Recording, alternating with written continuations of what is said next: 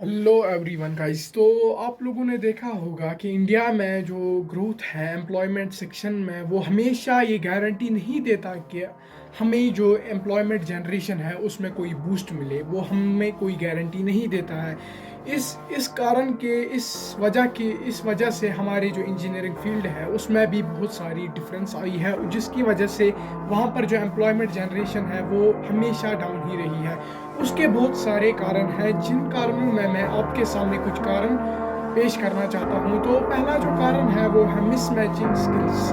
आपने देखा होगा कि मिसमैचिंग, मैं पहले समझाता हूँ ये मिसमैचिंग स्किल्स का मतलब क्या होता है। जो स्किल एक इंजीनियरिंग स्टाफ या कैंडिडेट के पास होता है और जो स्किल डिमांडेड है इंडस्ट्री में, जो स्किल डिमांड करती है इंडस्ट्री वाले, जो डिमांड करते हैं वो स्किल मैच नहीं करते। उसके भी अलग कारण हैं, उसके भी बहुत सारे कारण हैं, जिनमें बहुत सारे कारणों में एक कारण जो है वो एजुकेशनल सिस्टम का फ्लॉप होना है।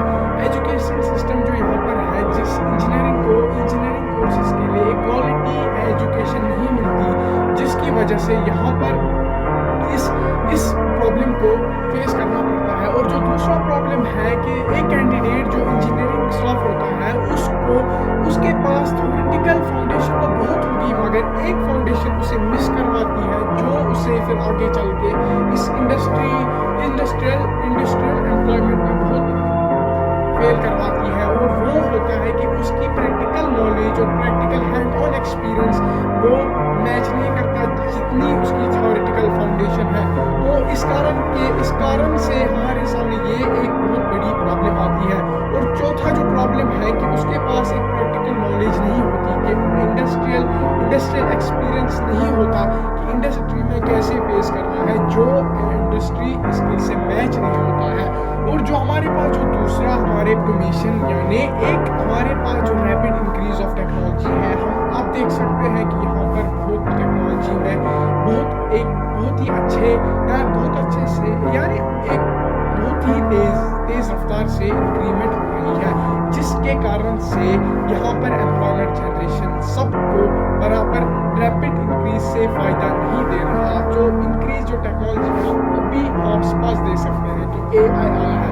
आपने सुना होगा, न्यूज़ में भी सुना होगा कि AI ने रिप्लेस किया है, जैसे कि पिछले आर्टिकल में आया था कि AI has replaced about 40% of the employment. तो ये जो AI को इस्तेमाल या टेक्नोलॉजिकल सोफिस्टिकेटेड मशीनरी जो है इंडस्ट्री में इस्तेमाल किया जाता है, इनको एक डेली टास्क के बदले जो मैनुअल लेबर्स हैं उनके जगह रिप्लेस किया जाता है, जिसकी वजह से इनका फ़ायदा उठाने में हमारी इंडस्ट्रीज़ को बहुत फ़ायदा होता है। और इसके कारण हमारे पास एम्प्लॉयमेंट जनरेशन में डाउनफॉल देखने को मिलता है। और जो हमारे पास चौथा और मेन कारण जो है इंजीनियरिंग वाले फोकस, एक्सपेशली इंजीनियरिंग वाले फील्ड में जो एम्प्लॉयमेंट जनरेशन है वो क्यों कम है, वो है कि हमारे इंजीनियरिंग फील्ड में एक अच्छी तरफ और अच्छे अंदाजे से कोई फोकस नहीं है गवर्नमेंट का, या कोई प्राइवेट या पब्लिक इन्वेस्टमेंट नहीं है, जो भी एक बहुत बड़ा कारण है। इस कारण की वजह से हमारे फेस करना पड़ता है जो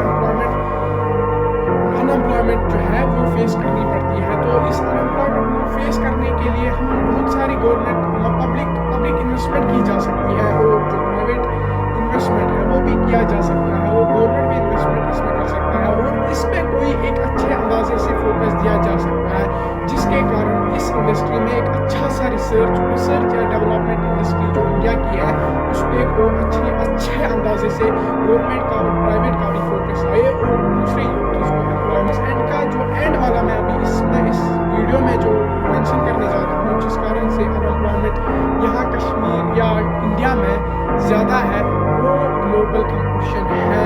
हम इंडिया में जो इंडस्ट्रीज़ है वो अभी इस करंट पोजीशन पे कोई मिसमैच नहीं कर रही है बाहर की कंपनी से, यानी बाहर की इंडस्ट्री से हमारी कंपनियां यहाँ पर मैच करने में बहुत पीछे है।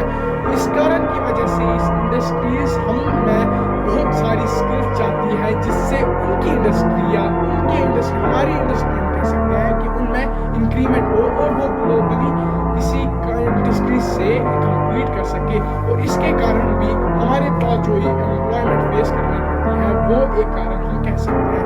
तो इस सब को कैसे सॉल्व करें और इस अनएम्प्लॉयमेंट को हम कैसे सॉल्व करें, एक्सपेशली इंजीनियरिंग सेक्टर में इसके लिए एक अलग वीडियो बनाएंगे जो इसके बाद या इसके कभी और आएगा और उनको उस